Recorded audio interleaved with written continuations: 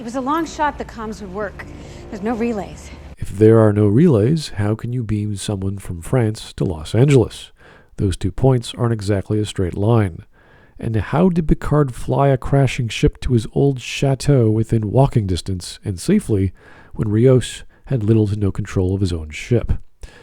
So, you're going from a cloaked, safe spaceship to the abandoned old Chateau Picard because Agnes is so cold he thinks we need to start a fire for her.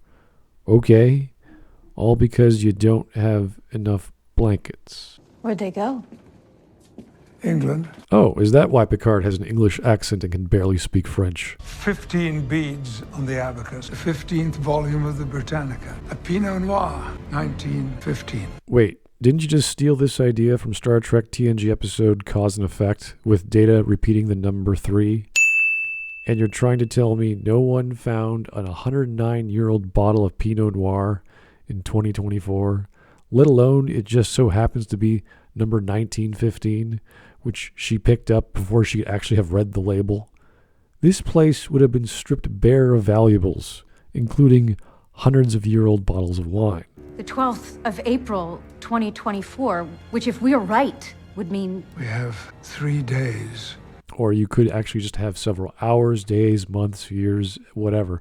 15 unknown units of time can mean anything to the galactic conscious mind that is the Borg Queen who managed to get you here.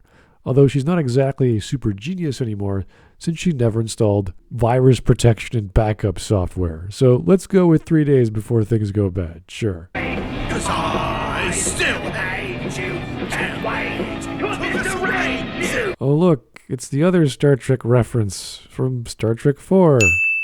Hey, Kurtzman, can you do something original for once? And why is a punk dude screaming music on the bus with a boombox and getting intimidated?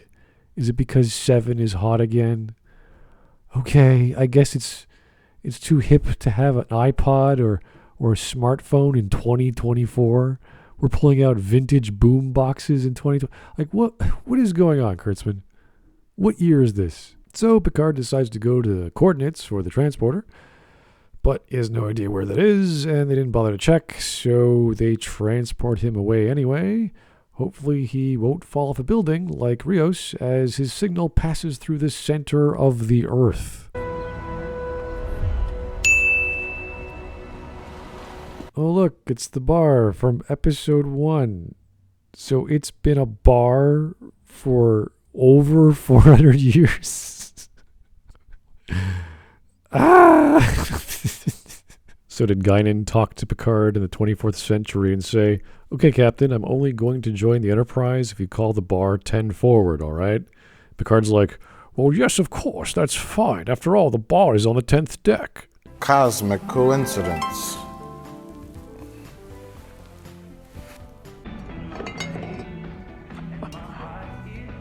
Wow, it's the exact same bottle that Picard saw 400 years in the future from now. Or the set designers are really lazy. Yeah, I'll go with that. Anyways, he meets younger Guinan, and the actress does a really good job of playing and looking like Whoopi. Now, the TNG continuity of Time's Arrow, where they had to go back in time during, I think, Samuel Clemens' era, apparently never happened. And that's okay, too. It's not actually talked about in the show, but since this is the future timeline, Picard never goes back in time during her trip there, because time has changed. However, the whole retcon of El Arias being able to control how they appear does allow Guinan to look younger, which means during the events of Time's Arrow, those neural-sucking aliens must have died off or something, and Guinan looked like, well, other Whoopi Goldberg. Again, why didn't she always look this age? Better, Ruffy, what the hell happened to no phasers? No phasers. It goes beyond phasers. Don't draw attention to yourself. You can pilot a starship, but you can't drive it. Easy does it, easy does it. Try to not draw so much attention to us. One way, one way! So Raffi breaks into a police car, and because she's egging Seven on to drive and go save Rios, Seven just does it. After breaking through a police guard rail and nearly hitting a woman, she just starts aggressively driving in a one-way street. It's not because she's being chased or anything like that, or there's some sort of time limit. It's just because Raffi egged her on to do it. Soon we hear on the dispatch that cops are going to be chasing this stolen vehicle, but there's no tension here. It's just Seven trying to drive and she's screeching all over the place. They invented their own conflict, and yet the music sounds like a high-paced car chase scene. This is really dumb, as this type of scenario would be reserved for a comedy scene, as, I don't know, your friend is desperately trying to prove they can drive a car and screeching all over the place, but instead it's given an action scene feeling. It's a really weird setup. And that's the first half of the episode. The rest of the episode is actually okay. Rios is pretty good. Agnes and the Queen are okay. Maybe they just got less retarded in the writer's room with even number episodes. I don't know. At the end, Q seems to have lost his powers, which is really dumb, but once again, that's happened before in Star Trek. So yeah, really nothing original here in the Star Trek world. It's like the writers just don't know how to write science fiction anymore. Or at all.